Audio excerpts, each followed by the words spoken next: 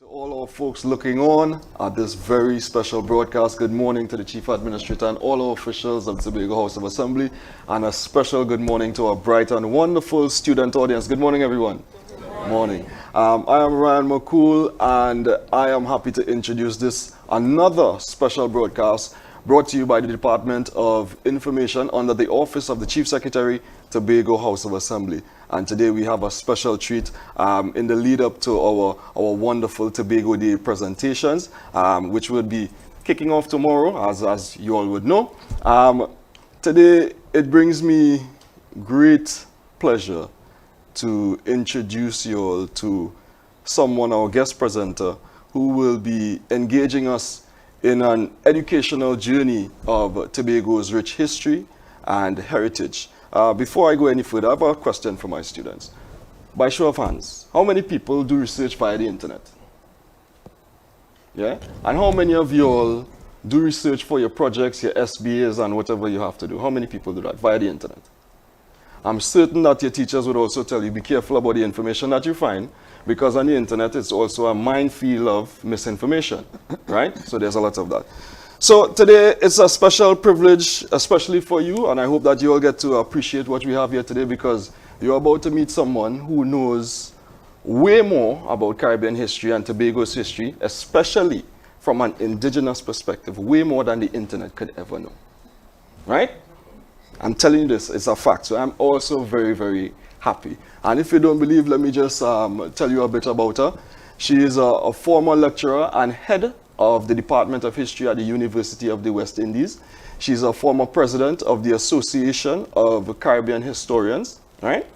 She's also a former board member of TTT, COSTAT, a board member of NALIS, or National Library, and so on.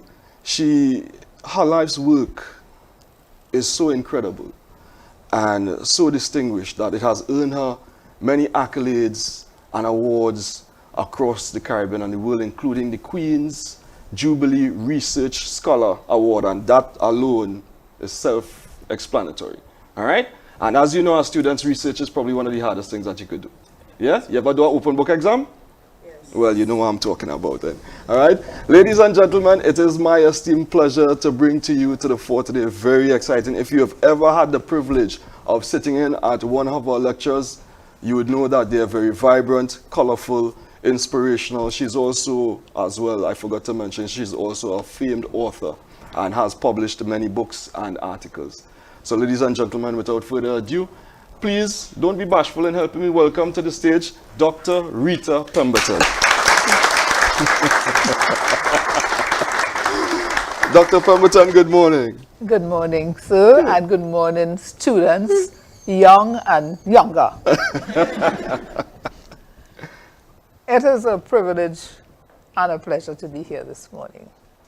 And I'm always happy when people, especially people from Tobago, demonstrate an interest in their history, because I think we have an island problem with our relationship with our past, and I think we need to change that.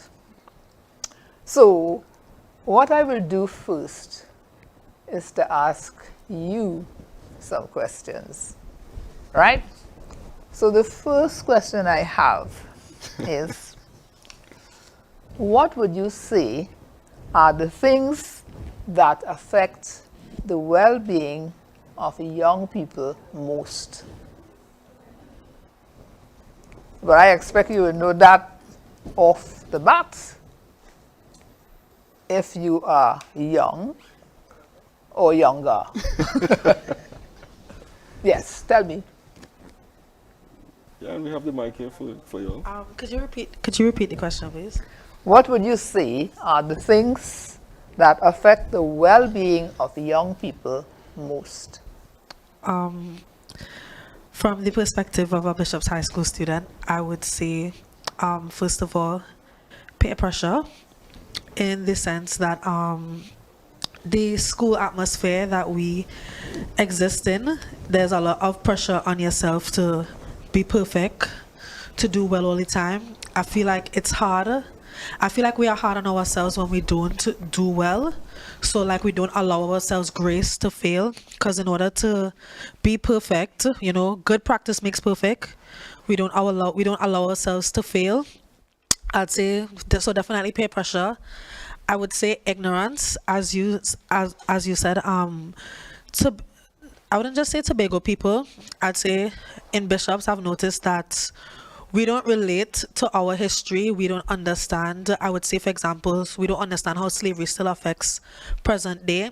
I feel as if though my generation is just living, we are just living life and we don't understand how our past currently affects us. So those two answers, peer pressure and ignorance. Peer pressure. So, so So I will first start by introducing myself. So my name is Kyle Lincoln from the Bishop High School. And when you asked that question, the first thing that came to my mind as well was peer pressure. But from the point of view of wanting to fit in and trying to fit in leads to more issues like mental health issues, because we try so hard to be like this popular person, and that causes us to neglect friends, family, and stuff like that. And I feel like trying so hard to fit in, that leads to a sense of cultural erasure, because I feel like we look at, for example, America, and we look at the trends that are going on in America, and we try to implement those things here as young people, and that helps to bring in their culture, and there is no room for Tobago culture. So, yes. okay. Anybody else? No? Okay. You said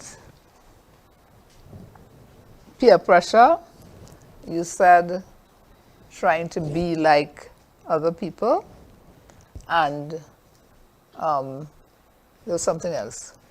Ignorance. Right. So we have 3 areas that we obviously need to work on. But I left my pen. Anyway, let me. So, what can adults of Tobago do to better help you, best help you nowadays? Kyle again. I feel like communication. I'm lucky to have a good relationship with my parents to where I can communicate my feelings, but I feel like a lot of Caribbean parents, we don't value communication with our parents. Most children or most young people have a what I like to refer to as a transactional relationship with their parents. Mommy, I want money for this. Mommy, but we don't talk about how, mommy, I really been feeling bothered by this situation and I need your assistance in help with this situation. It's just transactional. Mommy, I need a lift. Daddy, I need money. It's not deeper than that. And I feel like we need to develop that communication between young people and the adults. Yeah, we have one in the back, yeah. Hi, good morning. My name is Kiara Dick. In addition, okay, sure. She can sit. You want to sit? Yeah. Okay. In addition to what Kyle said in relation to communication with parents, I believe that Caribbean parents also have a certain expectation of their children, and failure is not an option for the child. And I believe that children should be given room to grow, and growth includes failure at times. In addition to that, nowadays I think is over, not underemployment, but when it's too overqualification.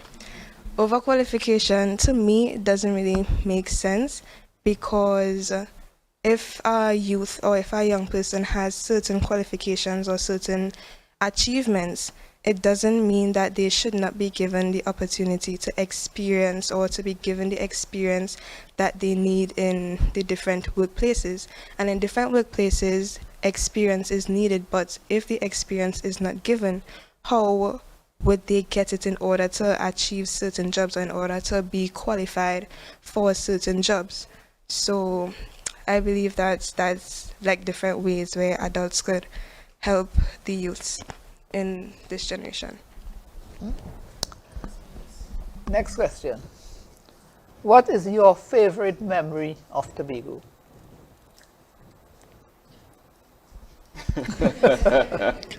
Good morning again. I realized I didn't see my name. Taisha Wallace Nancis here. I come from the beautiful village of Pembroke. So, you know, capital of Tobago's culture. Salaka Feast every year. You know, watching it. I mean, as a child, I like seeing the dances. I still don't think I've like grown to appreciate and understand everything that it stands for. So I'd say definitely during the July, August. So like watching Queen Tobago's heritage personality. Yeah. Is in crab and dumpling. Let me see. Yeah. I think that the food and the actual culture. Yeah. And what about the rest of us? My favorite village in Tobago is Charlottesville. I love Charlottesville. Majority of my family from my dad's side is from up there, and the atmosphere, the people up there, the air up there in different areas, like for example Flagstaff Hill, the air is pure, like you could smell the difference between the air up on that hill and down in crowded, polluted areas. And one of my favorite memories were the Natural Treasures Day, both this year and last year, where you experience the dancing of the cocoa, when you have to swindle your toes in between the cocoa seeds, and the sawing of the wood, and the burning of the coals, and the different experiences that you have when you involve yourself in the different heritage festivals, and the experiences and the knowledge that you gain from making yourself involved in these different activities. I wouldn't say that my favorite memory of Tobago is a particular event, but sometimes like on my way to school or on my way back from something, I sit and I look at the beaches, I look at the greenery, I just sit and relish in the fact that I live in what people will say an ideal tropical country. Sometimes I look at mommy and be like, Mom, you know, I really live in a place where people will consider their dream location. And I feel like if I leave Tobago, I will sit and I will think about the beaches. I will think about the sun. I'll think about, yeah, that's my favorite, I wouldn't say memory, but thing that I reflect on when I think about Tobago. Okay, so what would you say is the most outstanding feature of Tobago? Definitely the beach. Whether it be country, Pigeon Point, a side beach, the beach. We are beaches. We are that for sure. Yeah, some of the best and most So accessible. everybody is agreed with that. No? Well, I think this one would say she would say food. You would say food too as well, right? Of course. Yeah? Yeah.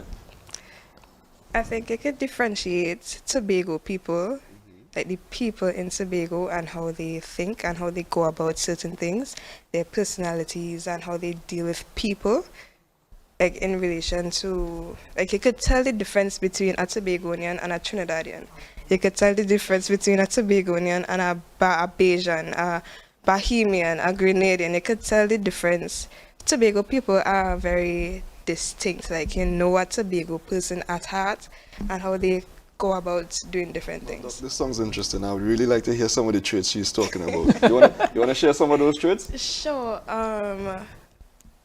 Customer relationships. Tobago, like we have a certain quote unquote mannerism where we conduct ourselves like we are kind, we are considerate, we are Morals and compassionate. values. Yes, Okay. we are compassionate and we are understanding human beings. Okay. Okay. Okay. How did Tobago become a tourist destination? Don't worry, it's not an exam. You could just, we're here to learn. Yeah, isn't it a tourist island? It is a tourist. How did it become a tourist island? I'm not sure. It is a tourist destination for me because, well, as Kyle said, the beaches. I feel like it has been growing due to Tobago Carnival. At which point Tobago did become a tourist destination. I don't know. I don't know.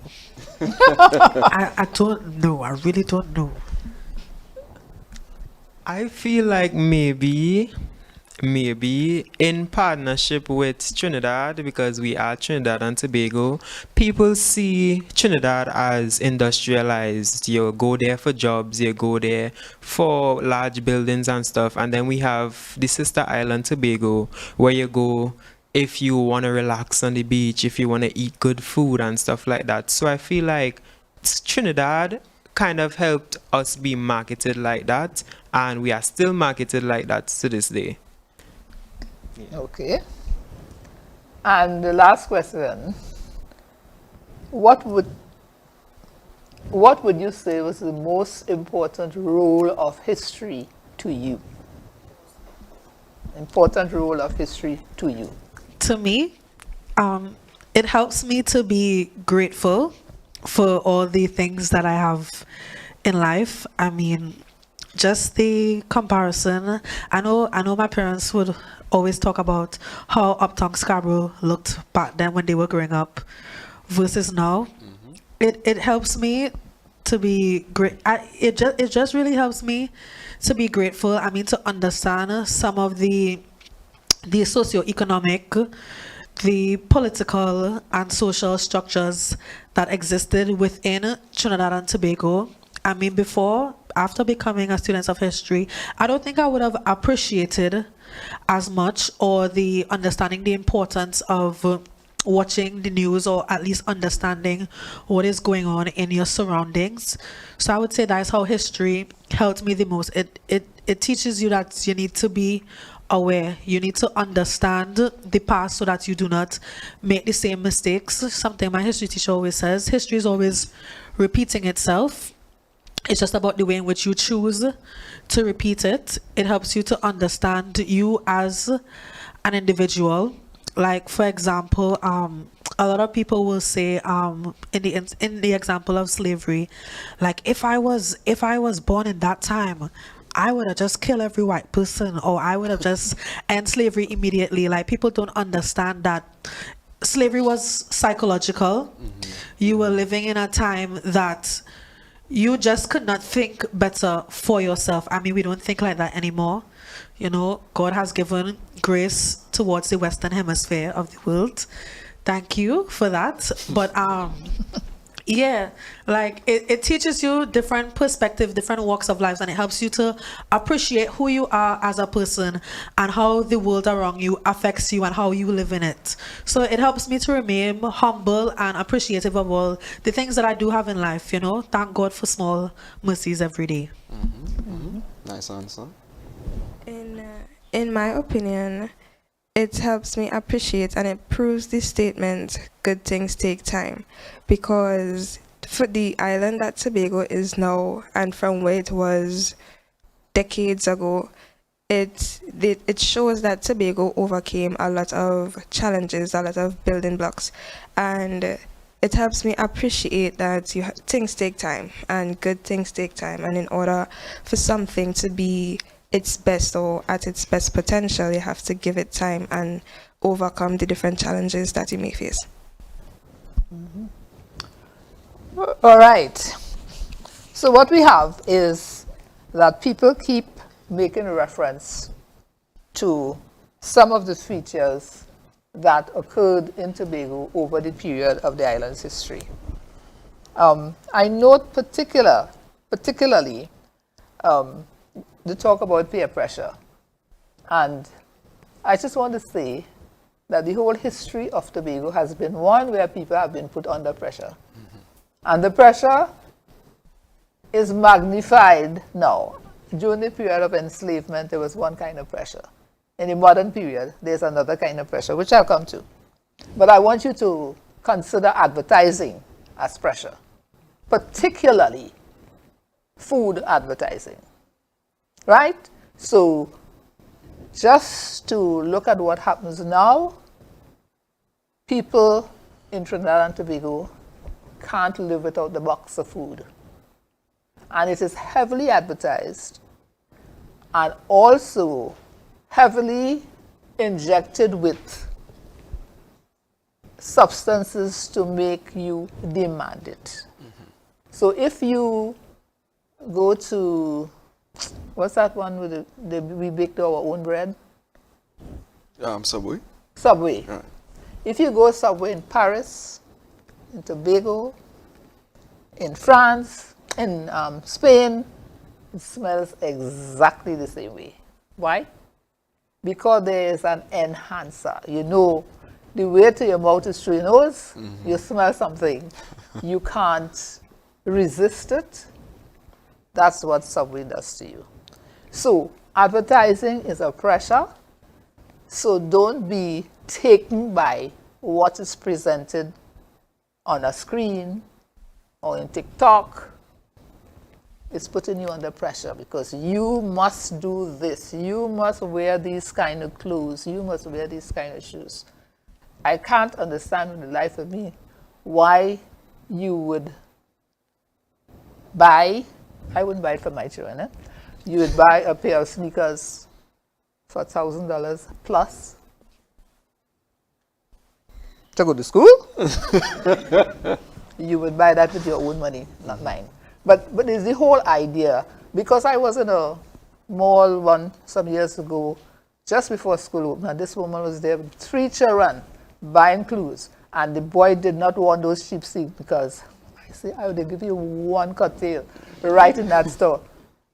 The lady couldn't afford it. You could see she couldn't afford it. But he wanted that because in his mind, that was the thing. And, you know, she's under pressure. He's under pressure. All right. So what I see here from the responses I've had, it has to do with how Tobago society evolved over time.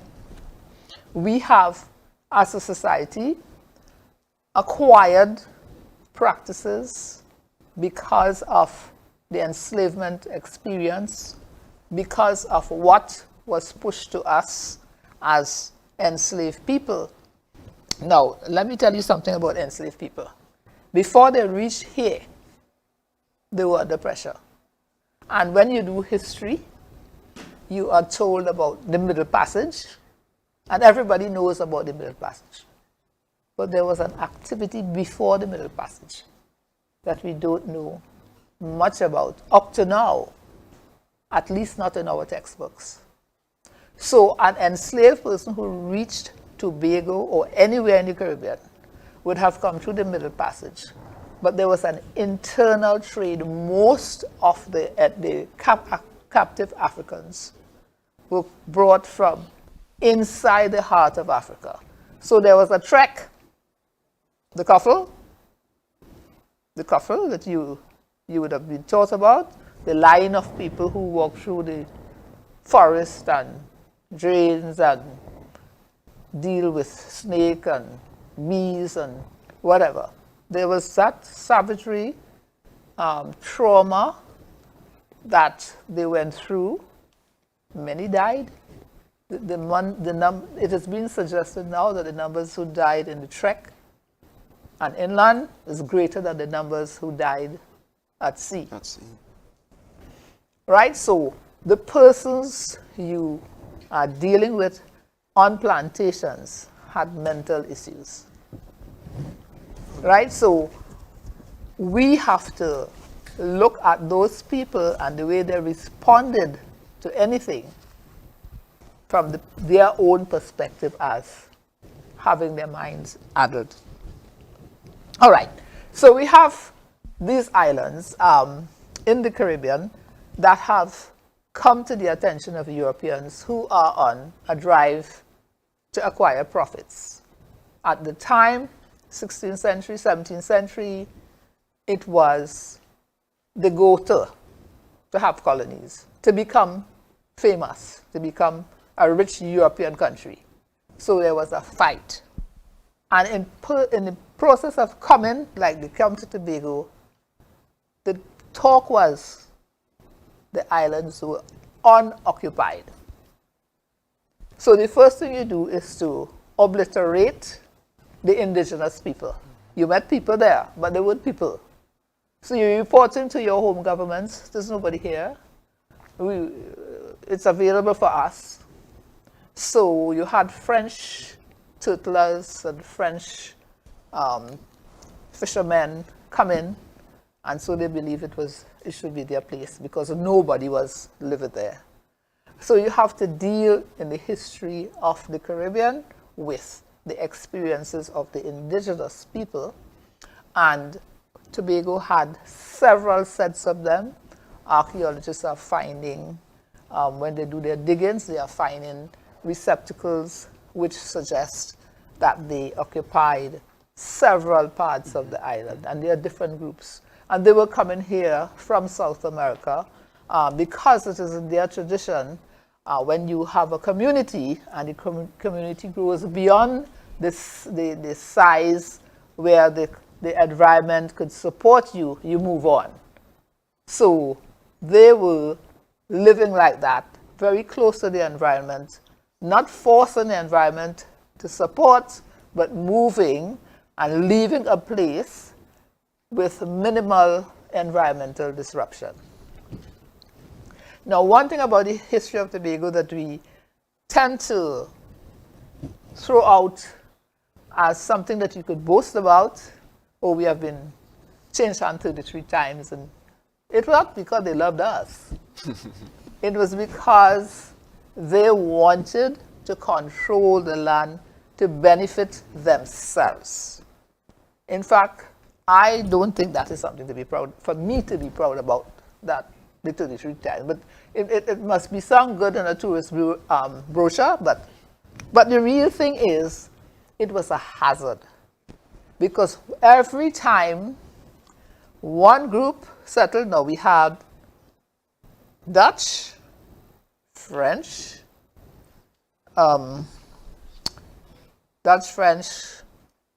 Spanish in some places, but not much in Tobago. British, I was leaving British for last. The Latvians, right? And they fought. You also had Swedes and other small European communities trying to become great.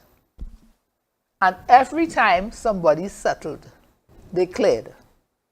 And every time a settlement was attacked, they burnt. So the whole history is painfully marked with environmental destruction. So to this day, we have no sense of our biological loss as a result of the conflicts between these Europeans before they finally settled as to who owns what. That's one.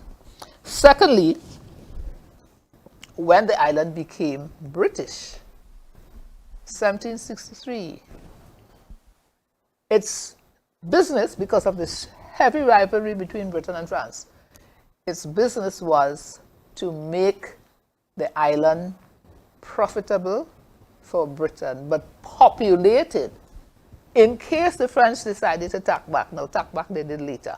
But in case that you have a population, and in this population you set up plantations, and you are going to set up a house of an assembly to administer the island. And you have to have qualifications. So the qualification story relates to this. The qualifications under the British settlement in Tobago, you had to be white, male, British, Anglican. Those were the qualifications. And a big landowner. That qualified you to be part of the administration. That qualified you to be able to vote. Now remember this, there's no female in this business. And if a male died and he had a spouse somewhere, then she had to get his brother to be the one who looked after the estate. She couldn't sit in the House of Assembly. And there were few white women in Tobago anyhow. So the British went very quickly to set up estates. So they took the enslaved population, and their job was to clear everything. So again, we have aggravated the environmental impact, because the environmental change is based on suddenness and the extent. So suddenly you're going all over the island and you clearing, and you clearing hillside and land and flat land just as fast. And enslaved laborers are made to do that. So we have the environmental problem, which has its origins from then. And when the French came to attack Tobago after they sat on the treaty and signed and agreed that the British will have the island, they came back and they attacked. They weren't happy about that treaty, so they came back and they attacked. And the French occupied Tobago from 1781 to 1793, and this covers the period of the French Revolution and the French supporting. So you have the British fighting with the French in Europe and in Tobago, and the French and the British fighting the American colonies, and the French supporting the American colonies. And the strategy was give them trouble on different fronts. So they have to divide up their fighting forces, and they have a good chance of losing, which is exactly what happened. So, but the French, when they made that attack, they went and they burnt properties. They burned down estates, set fire. Right? So that is a second kind. The first was just cut down everything, now you're burning. So you make sure that whatever was there is removed. This is our place now. So let me get now to the people. So you have that rival colonialism going on. The people who were enslaved found themselves in a quandary. One, for a fighting force, the more the merrier. So now you have enslaved workers who you could tell, go here, do this, do that. And one of the things you told them to do is that you have to go and fight. So the British had enslaved fighters, had nothing to do with them, nothing to do with it. Whether they fought for the British or the French, they would end up being enslaved. The French had enslaved fighters. So just imagine you have your own battle, which you can't fight, and you have to fight other people's battle. But whatever happened with the other people, your status remains the same. So we look at the culture. So under the British, the island experienced plantation agriculture, sugar cultivation, and sugar cultivation was based on export the profitable crop and import cheap items for the enslaved people. So for the planters, food imports, they wanted to eat the stuff that they were accustomed to eating in Europe. But for the enslaved population, it was determined it would be cheap American food. Produced from America, cornmeal, saltfish, salmon, that kind of stuff. They brought that those items from the United States of America. But these were the colonies that fought against Britain for their independence. When this happened, there was a problem in Tobago. No food. Ships, the ships that come in wartime, ships can't come in, and so the trade was upset.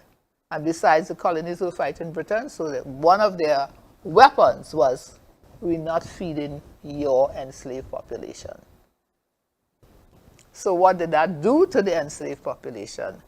The starving period was significant. The death rate of the enslaved population was high during the period of the French Revolution and the American Revolution. And so what was made law in the British colonies was that each enslaved person over the age of 14 had to be given a piece of land to work, to cultivate. Though he or she is not owning it, but each one would have this land and they could plant food. Now, that was not intended to benefit the enslaved population. It was intended to benefit the plantation owners to keep their enslaved population alive. But alive, they wanted them as enslaved people. But that was an important development, because the other side of that was enslaved people were not to own land. And most of them coming from parts of Africa where agriculture was a tradition in their communities before the disruption of the Europeans. So land hunger was great among the slave population before the ending of the slave trade, before emancipation in 1868. Now, I mean, what you have to imagine now is people who have their own desires, and they are being forced to comply with the instructions of other people who do not and who refuse to consider them as people. So, when we're looking at the enslavement experience, and we listen to Bob Marley, and he talks about emancipate yourself from mental slavery. It's the mental part that we have to look at. One, and it wasn't just what they said and they did and how they treated you. You were inferior. Right? That is the first thing. So if you are inferior, you're supposed to look up to your superiors and look down on yourself. And that is the problem we still continue to suffer in the Caribbean. Because looking down on yourself, you're too ugly, you're black and you're ugly, your hair tack, your picky head, your nose too big, your lips too thick. And what if you look now?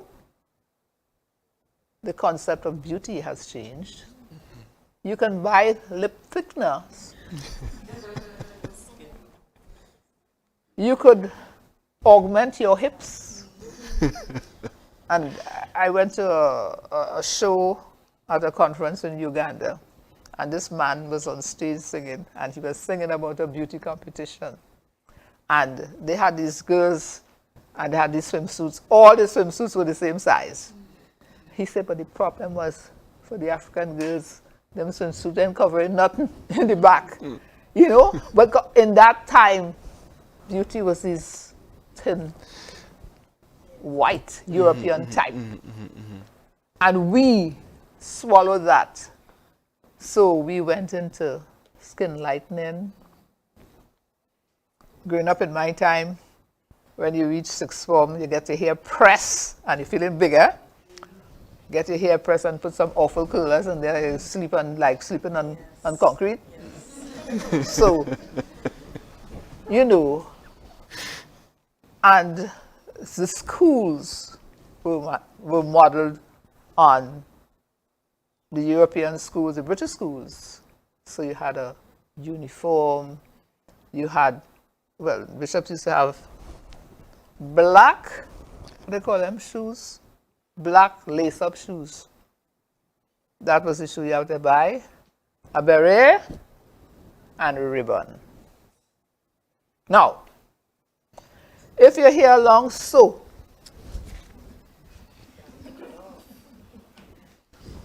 there was a girl in my class. She had lovely thick hair, but it wouldn't grow longer than that. She couldn't tie a ribbon in it. She used to make the ribbon a bow, put a hairpin through it, and stick it in her head. All because the image was you have to have a ribbon. Well, many of us didn't have nothing down here to hang this ribbon on, you know. But we wanted that. Well, now we could buy it. But it is quite a thing. But, you know, it's the sense of being and the sense of self. And you look in the mirror and you don't like this. Nah, I have to do something here, I have to do something there. And you know what your grandmother would do? Squeeze your nose. Squeeze your nose to try to get it straight, because that helps you to be beautiful. And she would like the one with the nice hair. So here had a quality now. Hair is either nice or not nice. A nice hair is long and curly. So the mixed population came into being. So white male plantation owners, well, they didn't have too many women, white women in Tobago. So they had a field day with the enslaved women. And what that did now is you have black, you have white, you have brown. Brown was better than black. So whites were using brown to empower themselves, to strengthen themselves against black. So if you're black, you're way down the bottom.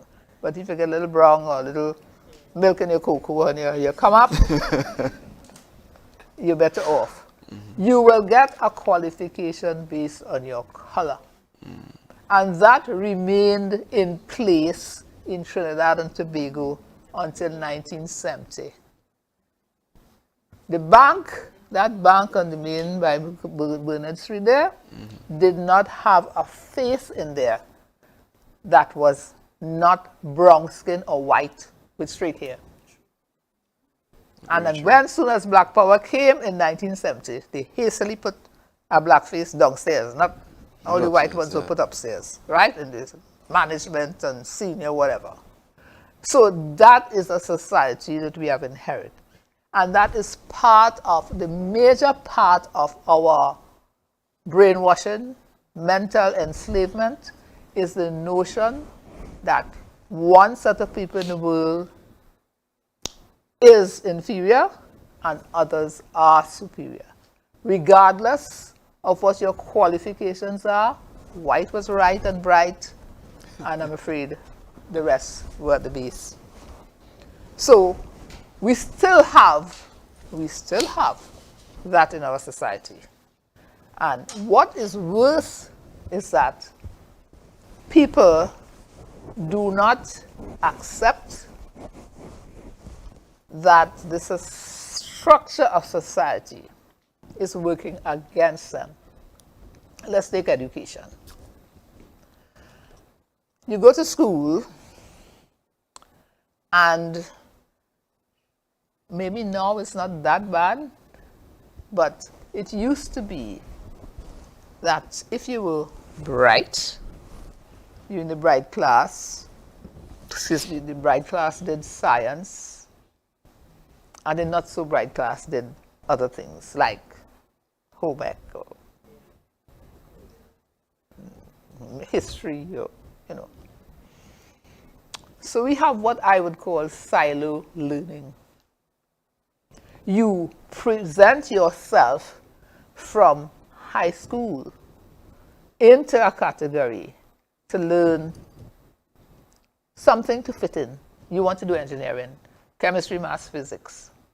and you have nothing to do with anything else. But you have to live and work in a community with other people. Or you do medicine. So the famous one, you go to the doctor, and the typical question the doctor puts to you is, so how are you today? When anybody asks you how are you, I'm saying, I'm fine, thank you. But you're sick.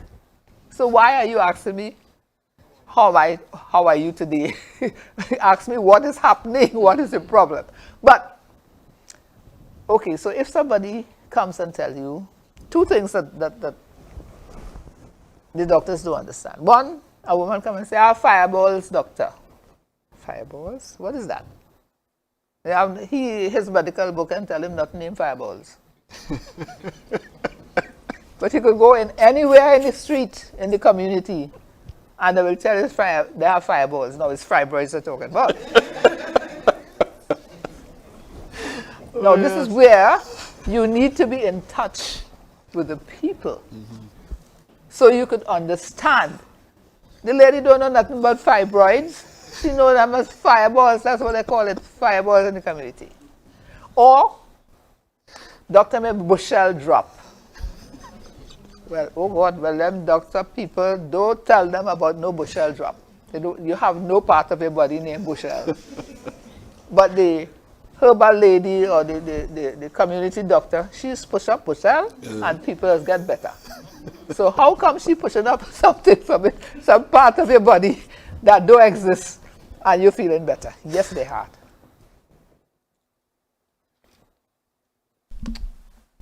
For the younger ones, what is Bushel's drop? What is bushel? I don't know. All I know about bushel is a part of your body that's dropped down and somebody just push it back. Okay, I think I get that. Yes. But people get real affliction when the bushel drop. So you'll have to get a traditional doctor to come and push up. Yeah. But they do push up something. Yeah. But the formally trained doctors, they're not going that bushel route. And then, we as descendants of African people have inherited a tradition of herbal medicine. The herbal medicine in Africa was similar to what's in the Caribbean, but the relationship between the Africans and the indigenous people allowed the African people to understand some of the uses of the herbs around the place. I mean, one of the things they taught them is, you see, when you peel cassava, you have a skin and you have a layer, a pink layer in there. Now that pink layer was the poisonous layer. So the indigenous people had a method of cooking and extracting. You have to extract the liquid to get the arsenic out of it. And so then you could cook the cassava. But nowadays they breed. They have breed through plant breeding. They have gotten rid of that. Otherwise half of us would have been dead. But on the plantations, and the doctors, well, on the plantation, the planter will have a doctor to see about sick and slave sick. But the people prefer to take their own medicine. So they'll go and get the bush and do it and drink it. It was banned in some of the islands. It was, a law was passed, and particularly after emancipation, when you couldn't afford, Tobago had some real terrible doctors, exorbitant, the price way up the sky, and they wouldn't come if they feel you didn't have the money. But they banned people, or they tried to prevent people from using herbal preparations. It was not good. It was old wives' tale. But don't be fooled, because what they did was to take all of those plants and tested them. Having tested them, they have produced easier way for us. Little tablets. You just have to swallow it. But it's the same bitter bush, Christmas bush, all those things that you have in your backyard that they now package and sell to you. Now, we have to give thought to that. They dismiss it, but they have created for them empires based on the fact that we are so readily open to ease of everything. And what, again, appears like you are moving up socially.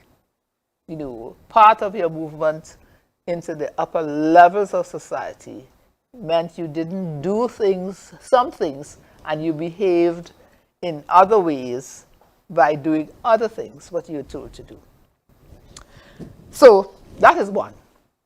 So now bush medicine has become popular again.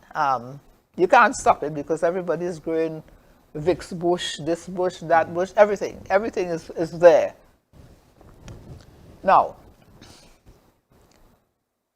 we had a system during enslavement where planters didn't want any churches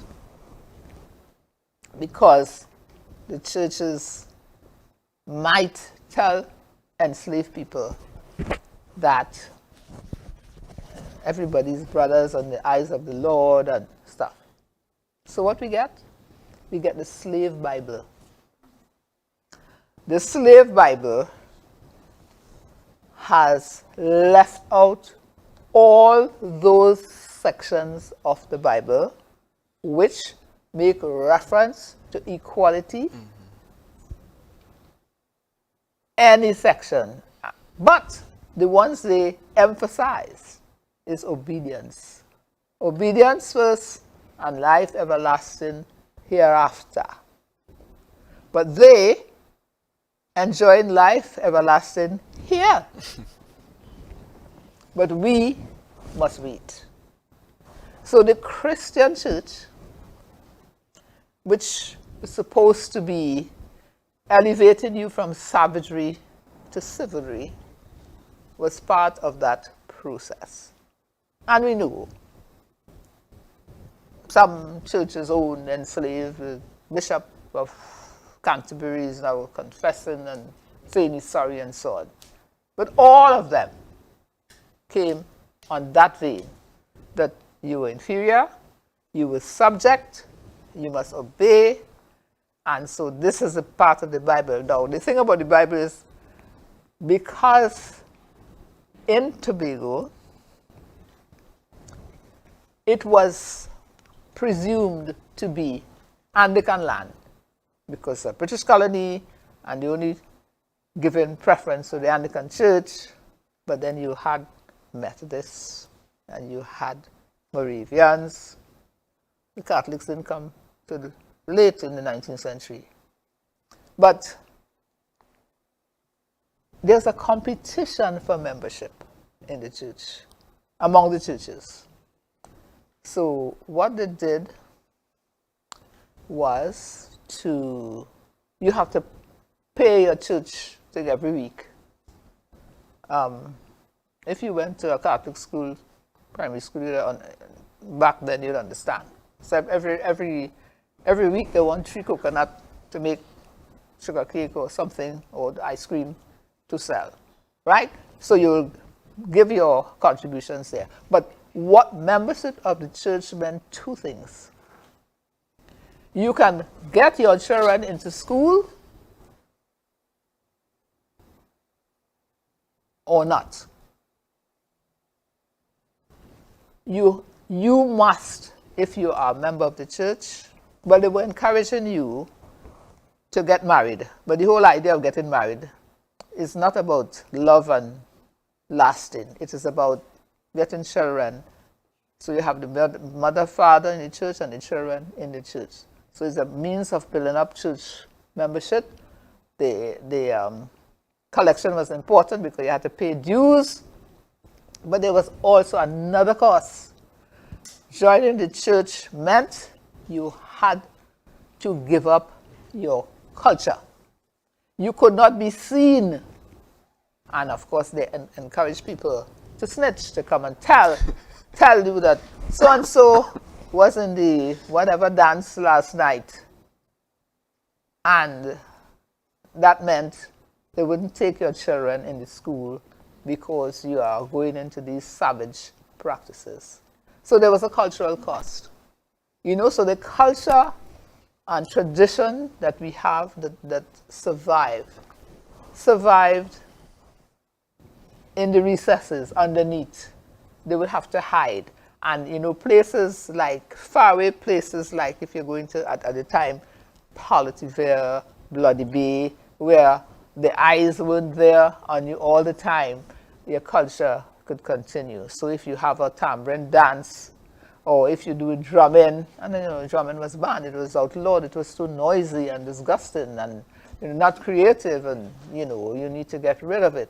So again, so if you are coming up in the society, you are brown, and you are upwardly mobile, you go to school, so at school, they do a number on you, so you know how to behave and to conduct yourself, and speak the Queen's English. Now, one of the things I discovered when I went to England is that it had nothing like the Queen's English. The Scottish speak one way, the Welsh speak one way, the Irish speak one way, yeah. And different parts of England speak different way. But we were taught to speak properly. And when you went to high school, you were expected to speak properly.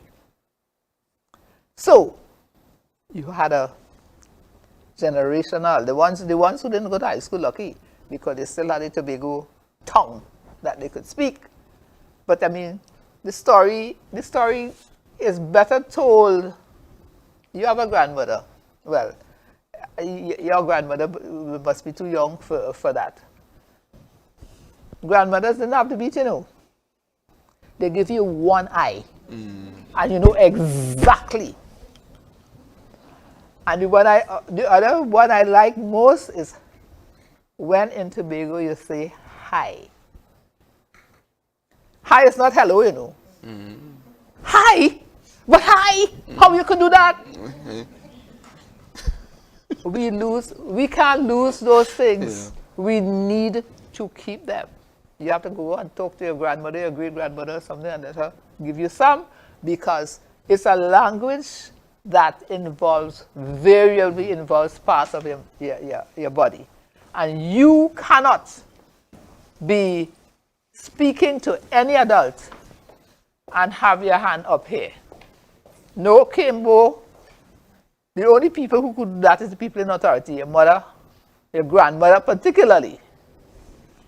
So, we have lost some things, or we have had things erased from us, but there are some things that we must salvage in order to really liberate ourselves.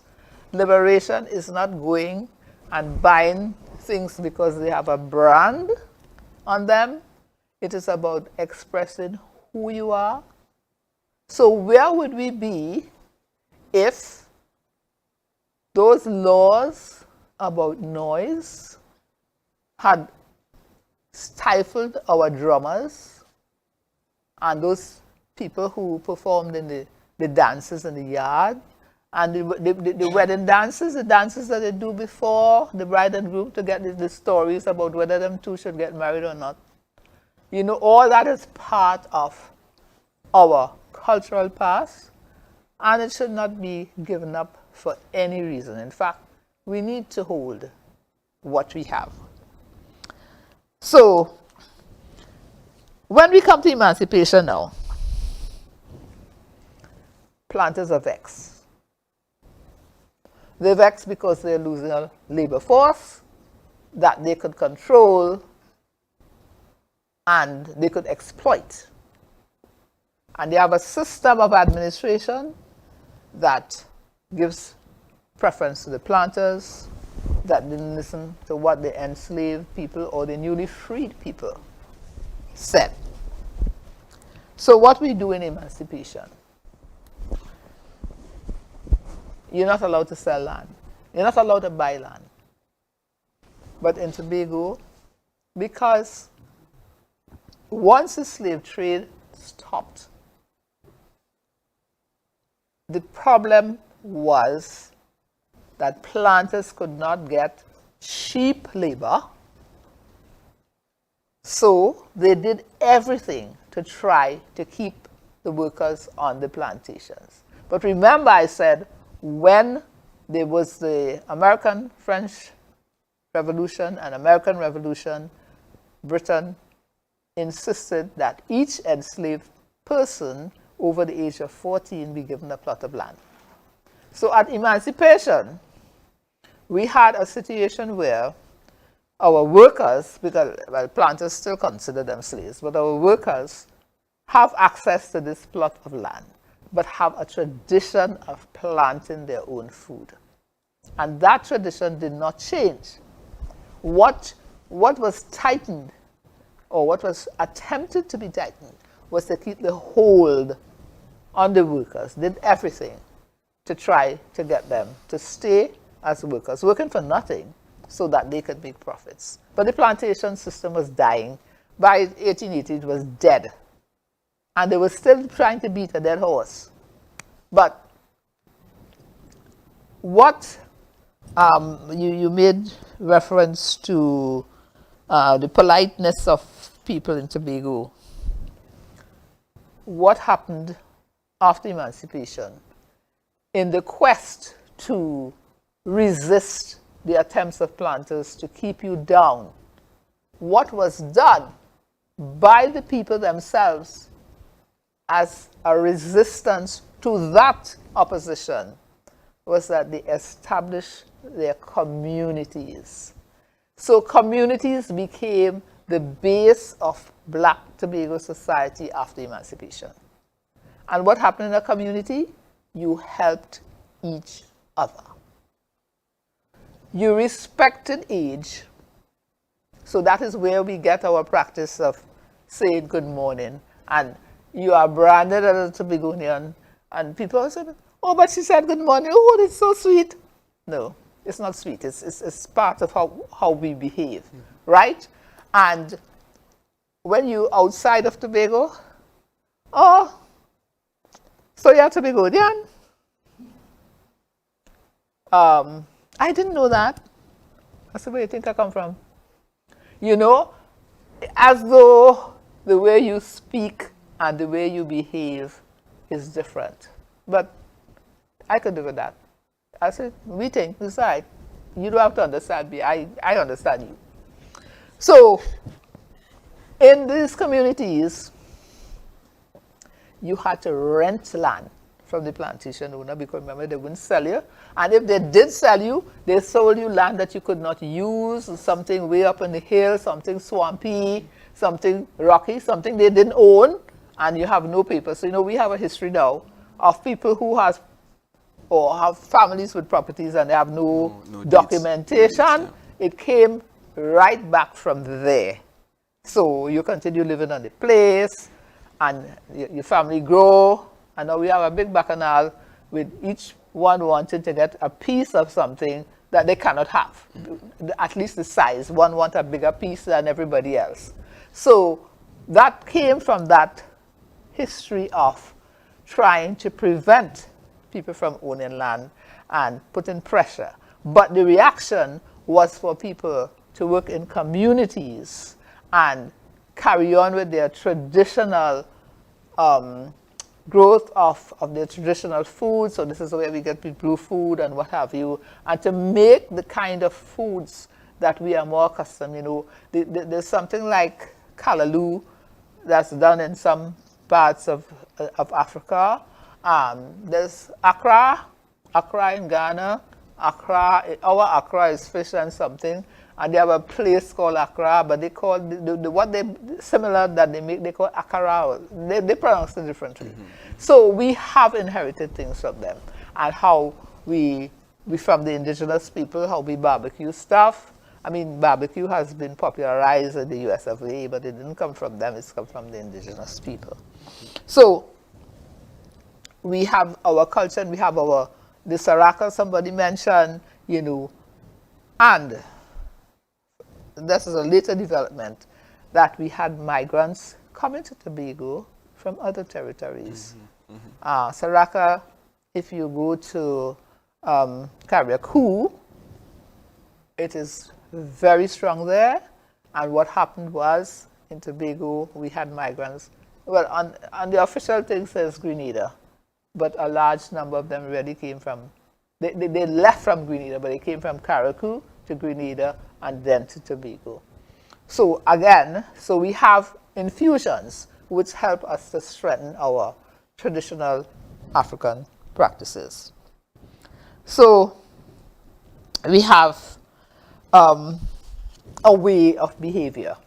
Now, one of the things that was very annoying to the white community after emancipation is that when the white men are on their carriages and they pass each other, they used to tip their hats. Well, the black men started doing it too. And they weren't impressed. They said he was rude and he was out of place and daring to tip his hat to me. We are not equals. You know, so that was the sort of thing. So there was a pleasure in doing that. But after emancipation too, people started in their communities. Every community had a baker. You learn things on the estate. And that's the other thing about the enslaved experience. Whilst they're busy telling you you're inferior and you are non-people, I couldn't rationalize how white men had sex with non-persons who were black. Right?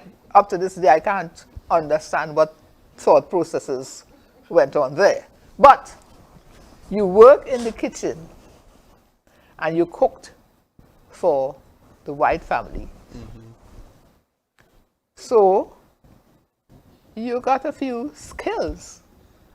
Emancipation now, you can bake and celebrate axibacools. You know, you could bake, you learn to kill, how to slaughter animals. So you could bake, you could be a butcher, you could, there's another one, bake. Oh, the men who worked in the factory boiling the sugar, the coopers, oh, those were skilled men, they were highly paid, right? So they come out in free society, the builders, I mean, all these great houses were built by enslaved labor.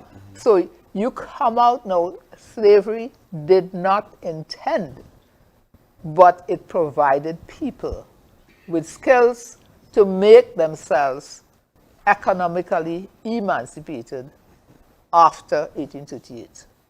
And so in our small societies, in Tobago, if you speak to your grandmothers, not this side here, this one's here, you speak to your grandmothers,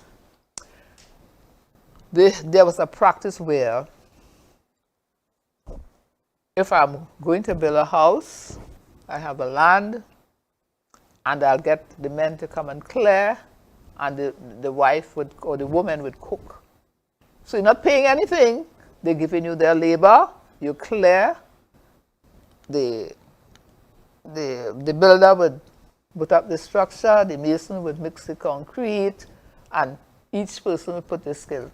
And then the house would be done, and then they move on to help the next one. And so that's how it went.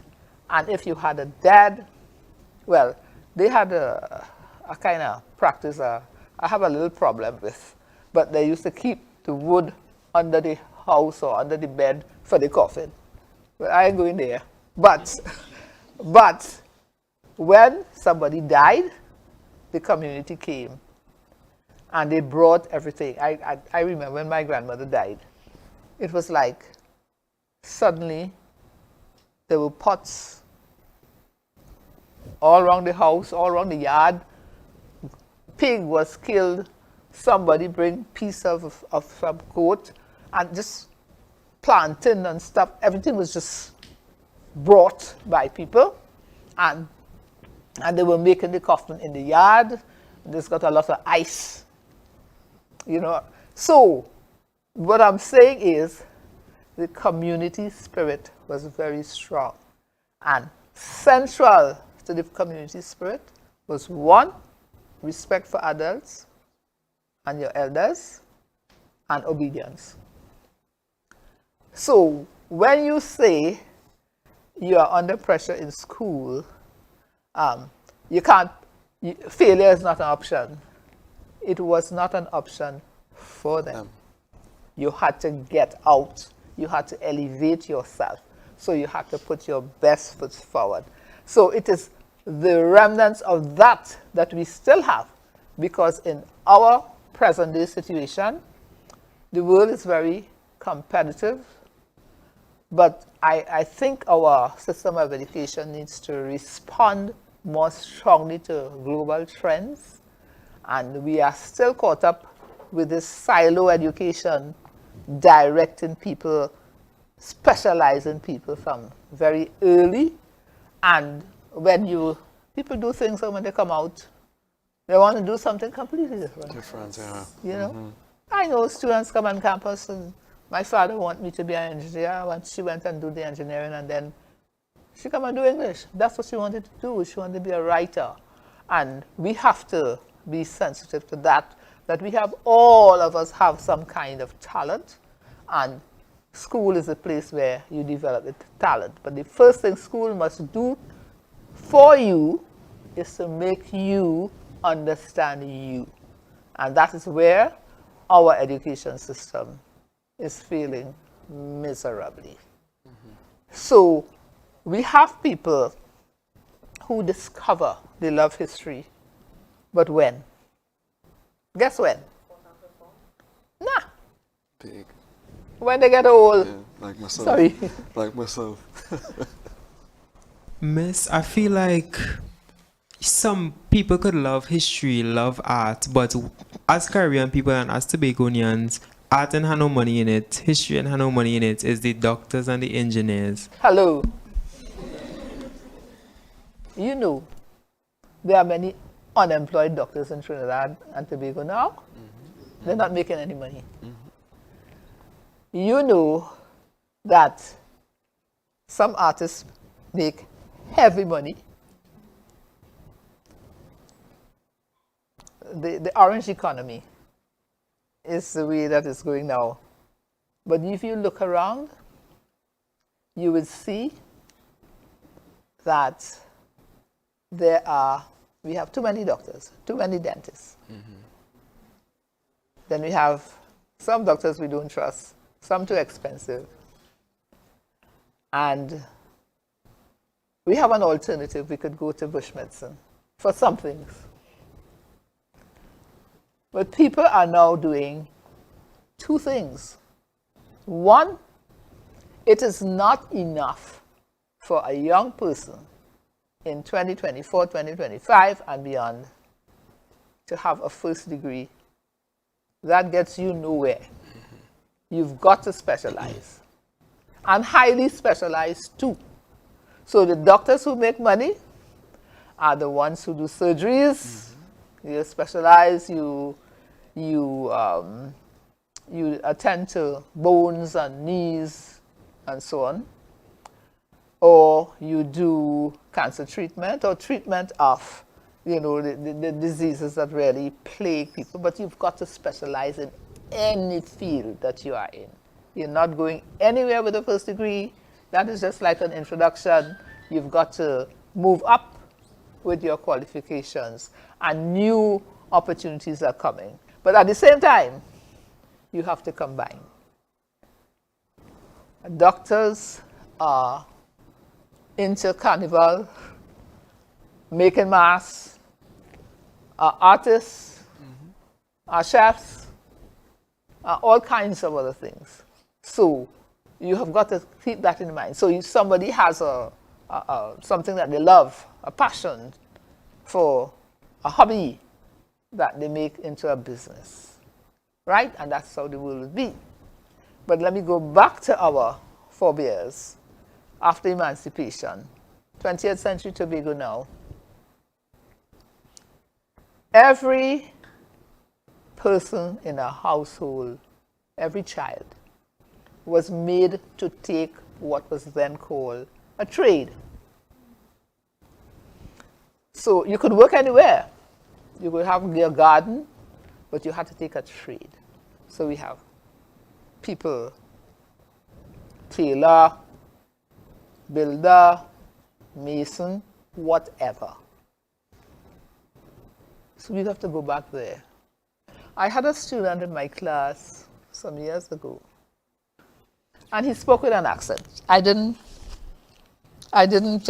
recognize the accent at the time.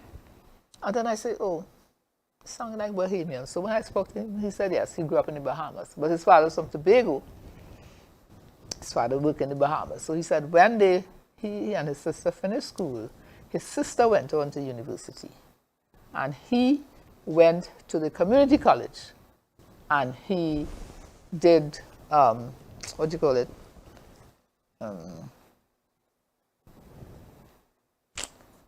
When the ones who do the pipes and Plumbing? plumbing. Yeah. He did plumbing. And then every weekend he's telling me he's going to Tobago. I said, what you doing there? Then is when he told me his father from Tobago, and they have relocated, and the father was doing some renovations on a property, and he was coming up to do the plumbing, having done. So he came and he did history, but he had done his plumbing first, so he's a plumber. He's a historian. He's back in the Bahamas, but he's using his history, and he set up a big tour operation. Right? So this is just a demonstrate that, you know, if you have to call anybody into your house to fix anything, the amount of money they will charge you will be more than what you are earning a day in one of the recognized occupations. So we have to look hard at it. And if you learn to cook or to be creative with your food, then you don't have to go to expensive places and pay for something that you can make yourself. But I think too, we've got to move from being primary producers. That's what it was called. Primary producers, you plant things and you export it somewhere.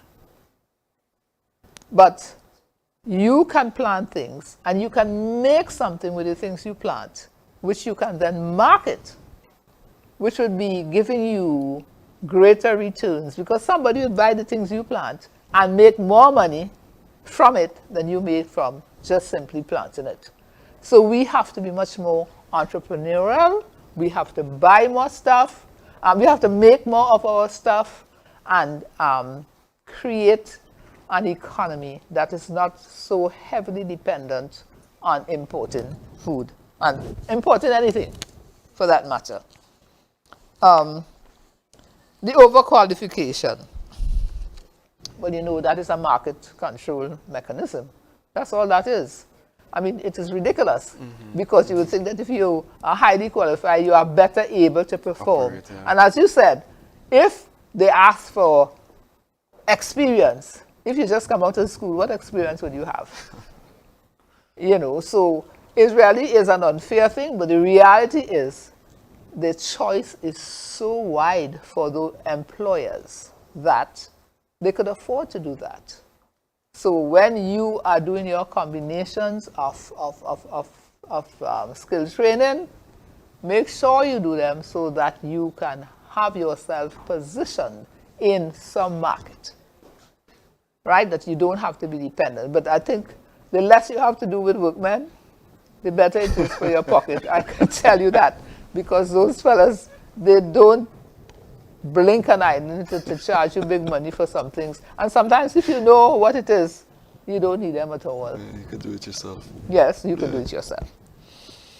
Okay, so if we come down now back to the food culture, is that you're planting your food, you are also eating it.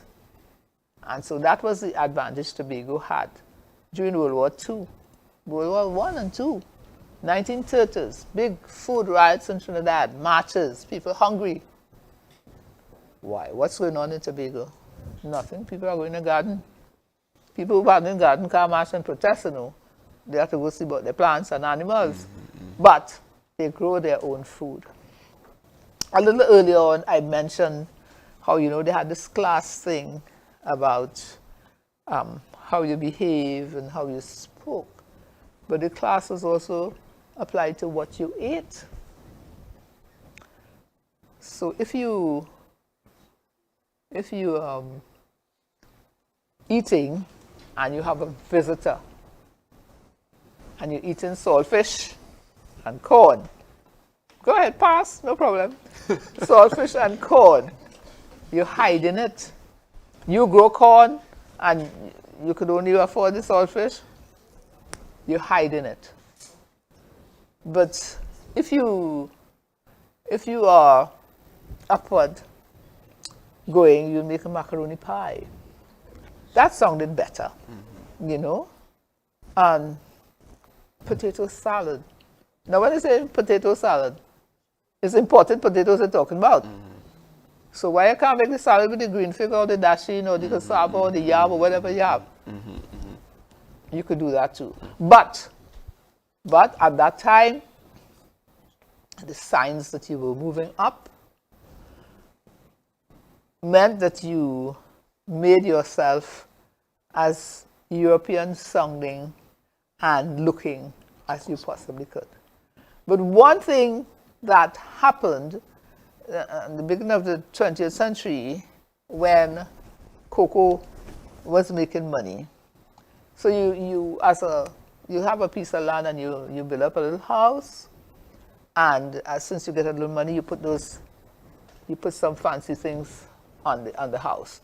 So those were signs, or some fancy glass, signs that you were earning more, you had more disposable income, but you didn't buy, you didn't run about buying shoes.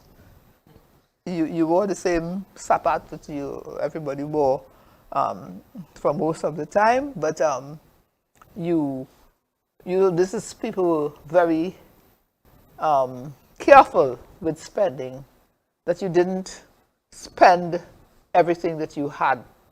And as I said, Tobago was exemplary in the Caribbean for being a population of peasant landowners.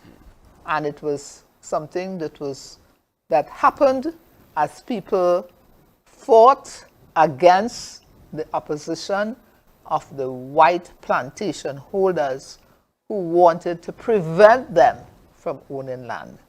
So people worked, they labored in that place for a little bit of money. Some migrated to other places, earned money, came back and bought lands. And you see some families have land. Usually somebody went abroad, earned US dollars, sent back the money, and they bought portions of land. And Tobago was a place where most of the population owned land. Now we have a transformation. There are people in Tobago who are landless. They own nothing. There are people in Tobago who had land and sold it, bought cars. Not even trucks to make a business out of. So we are reversing the sales on practices that made us. And we have to look at that. We have to stop selling land. When you buy a car with the money, it evaporates in 2 years. Check up how much gas money, how much repair. Maintenance and everything. To maintain your car makes no sense. The young people have to understand that. And on top of that, now we have total disrespect. People walk into your house, people attack, you get tied up with the crime. And, it's always nice to blame somebody else. But the blaming is right in your head. You know, we have to work on that. But the communities have changed. Now people live in high-rise apartments, and they don't know who's next door. And, you know, this sort of childhood thrill, you know, I remember going to school, and opposite to what was the playing field for bishops, across the road there lived Nurse Ward and her brother. He was very mean, but they had a great plum tree. And one of the best things for the people, the students, is to have a plum tree close to school, because netball ended up in that plum tree every game with every class. And I mean, he was grumbling, but I come for the ball, and in the process I'll get some plums, and then the ball would have knocked down. But you know, but certainly that fruit trees were every man's land. You know, it was wild. But that is no longer so. Some people have no fruit trees at all. You know, so what we have now is a society that has separated itself from some of its traditions. And we need to go back. We don't have enough research. And research is not going and looking at any books, you know. Speaking to the older folks. Let them tell you how things used to be. That is history. That is your history. That's all of our history. Because you go back, you would find somewhere along the line, your ancestry, apart from those that descended from the enslaved population, came from one of the other islands. We have Barbadians, we have Antiguans, we have Grenadans, Vincentians, all of them coming down to Trinidad and Tobago. Right? And then we started having time-expired Indian from Trinidad come in and setting up in Tobago. One of the first ones came and set up a roti shop. You know, the first roti shop on the road. We used to buy roti after basketball in Bishops. It was down in that side. But you know, the things we do must not be sacrificed for the other things that we encounter. Because when you encounter any population, any different group, they have their traditions. You have to hold on to yours. Now, Doc, if I may interject, sorry to cut down, but we're running short on time. Yeah, well, I'm stopping now. Yeah, no, if we could, at this point, we could probably entertain a couple questions. Yeah, so a couple questions, and then we bring the program to a close. I know it's a wonderful, I know you're all enjoying the presentation, everybody, right? The time just flies fast with Dr. Pemberton. I told you it's very colorful. She brings that history to life and vivid, and you could smell it. You're smelling the history, right? Yeah. All right, so if we could have a couple questions, that would be nice. Yeah, don't be shy. Ask away. This is your once-in-a-lifetime opportunity. Come on, Miss Reed. Yeah. Come on. For me, I don't really have any questions. I feel like her presentation was really clear. For me, I just have a statement. Like, I didn't do history in 4th and 5th, and the only time I did history was in second form and Caribbean studies now. And I always thought that history is the past and let the past be. But like when she talked about the different situations and she answered like the stuff that we talked about, and she made a reference to real life stuff and where they came from, it really opened my eyes too. You know, history is, we see history every day, and history is not just the past. And yes, her presentation was really enlightening. What you heard today was your story, actually, all our stories. So that's very enlightening. Good comment. Anybody else? Anybody else want to ask a question? Yeah, we have a few there. This Go on, is more of a personal question, but I remember when you asked us what was our favorite memory about Tobago, about the island, or the history of the island. I would like to ask you that question. What is your favorite memory or... I like her. Yeah, you toss it back at me, right? My favorite memory is Tobago during the period of the metayage system. Do you know the metayage system? No. After emancipation, when the workers were freed and the plantation owners did not want to pay them any more money, so they were refusing to work on the estates. So they had a system called the métier or metayage system, which was an agreement between worker and plant. The planters didn't have any money, so they were looking to use the employees as credit. So what they did was cost share. So planter would give the building, machinery, and you provide the labor, and at the end you share. Well, the sharing was supposed to be agreed, but it turned out to be disagreed. So if you take a cup and you're sharing the molasses, because you will sell the sugar and they will tell you how much they got for it, and they will give you what is supposed to be your portion. The molasses, so you had a cup. So one for me, two for he, one for me, three for he. So it caused a lot of conflict. So recognizing that the plantation owners had problems getting labor. Oh. Recognizing that, what a smart person did, I organized a team. So I employed all of you. And I am dealing with him. So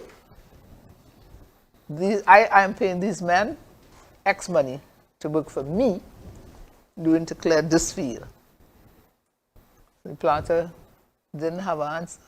He didn't have an answer. He grumbled to the House of Assembly. He grumbled, people won't work.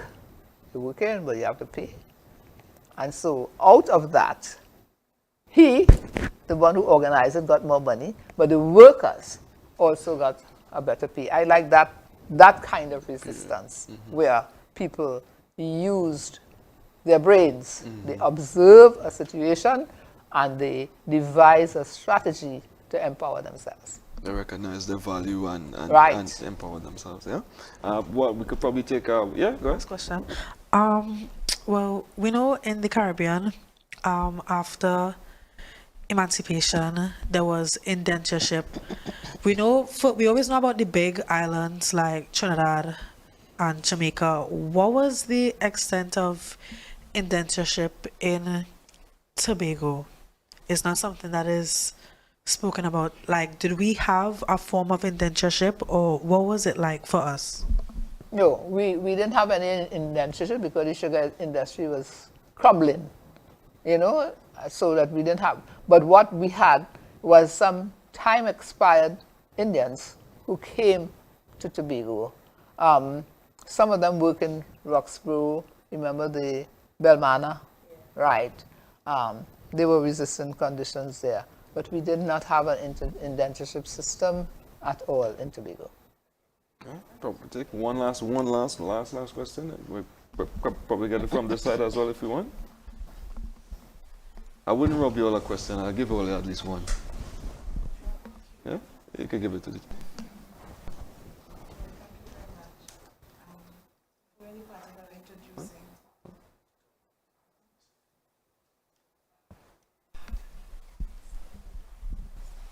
All right, thank you very much. Following the pattern of introducing myself, I'm Mrs. Sophie Koch, the Chief Administrator.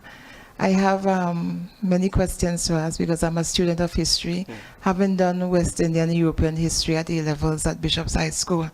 But we are part of the modern Tobago House of Assembly that was re-established in 1980.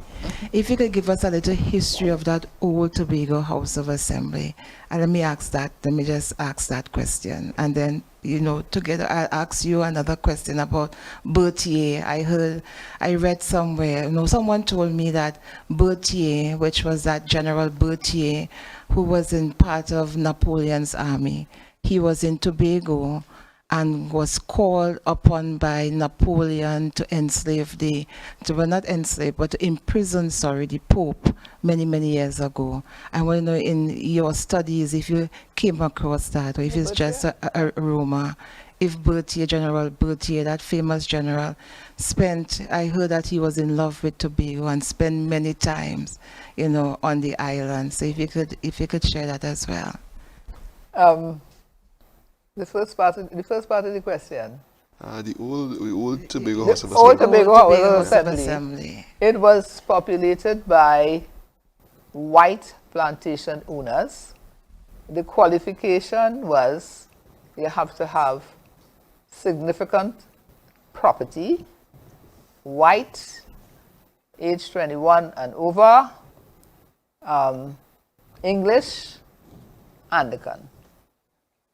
That was the qualification. So the assembly was the assembly and the council, Tobago Council, and they were all plantation owners. And the thing about Tobago was the assembly was supposed to be representative, but they didn't have enough white males over 21. So one person duplicated for another person. So sometimes there are 3 members in there. They all represented every area, but the numbers just weren't there. And so what happened in Tobago too is that you have a larger population of Scottish.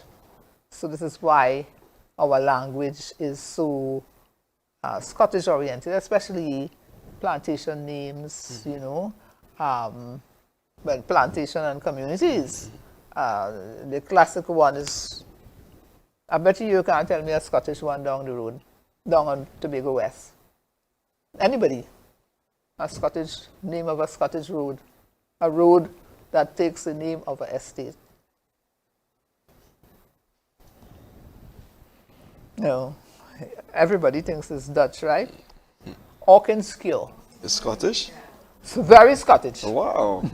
Well, I learned that today. Auchenskill is Scottish. Right, so that was the assembly, and all they talked about was how to get things done to facilitate plantation owners. Nothing about enslaved people. Berthier, well, I don't know about in love with Tobago. I'm very skeptical when I hear them talking about love Tobago, but they love to have Tobago, own Tobago. Yes, he was here, but I have not been following him because I am doing more people history. Those who were part of the system up there, he was really a scout looking to see what possibilities there were for France to take back Tobago, because right until 1802, France was still trying to get Tobago back in its clutches. Yeah. So. Yeah, good. I'm good. I'll leave the other one face to face. I really appreciate that. Our chief administrator. Maybe next year we could have you and her giving us nice deliberations on history. Yeah. All right. So, folks, unfortunately, I've reached that point of the juncture where I really don't like this part of the job where I'm bringing the curtains to a close. I'm sure we've all been having a wonderful time. I've been a student I'm always a student around Dr. Rita Pemberton. I've been trying to get her for ever so long as she knows. And I really want to thank her on behalf of the Assembly and everyone here for giving us those nuggets of history and taking us through the anthropology and the social happenings of us as a people, bringing us our story so that we could identify and feel a part of something. And of course, our students here I want to thank you also very much for your Yes. contributions. And I think they deserve a tremendous round of applause, you know, because you all actually stand as a very important part of this equation, because history only tends to live on when the future generation knows it. Okay? Is that right, Doc? That's right. I just made that up. It clap for me too, right? Right? So, and of course, all our others in the audience, all our officials, I want to thank you also very much for being here. I know that you all enjoyed it as much as I did as well. And well, I'm sure we're going to have you back next year, and even more. We're going to continue this series, and this is something that we definitely need to have. And on behalf of all of Tobago and all the persons looking on and all your fans, because we have a celebrity historian in the house here, ladies and gentlemen. Dr. Rita Pemberton, please, round of applause for her. I want to thank you so very much. Anything you want to say before we go? Yes, I want to thank the students for their inputs. I want to wish them every success, but I want to say that whatever course of practice, career that you choose, remember, no career stands by itself, that it has to be grounded in people, and therefore you have to understand cultures, yours and theirs. All right. Right. But it was good to see the ANSI folks. We have to put in a plug for Anstey, right? Yeah. All right. So, folks, you have been watching a very special broadcast from the Department of Information under the Office of the Chief Secretary. It's a part of our 2024 Tobago Day observance and celebrations. We'll kickstart it, of course, with the Grand Tobago Day Awards tomorrow, that you all can also tune in from the office of the Facebook page of the Office of the Chief Secretary. Again, I want to thank our very beloved and knowledgeable Dr. Rita Pemberton. It's not very often that you meet someone who can teach the internet some information, you know what I mean? So we really want to thank you for that. She's really been a steward of our history, and she's been very humble in putting across that she has also been a champion overcoming the odds, because she had to do the research to find the history. And we are very privileged to have her so that we know from her works. But imagine what she had to go through. All right, ladies and gentlemen. So until next year, we wish you all the best, and we want to thank you so very much. Take care. Dr. Pemberton, thank you so very, very much. Wonderful. I feel the time was too short for you. So everyone is good? You all enjoyed that?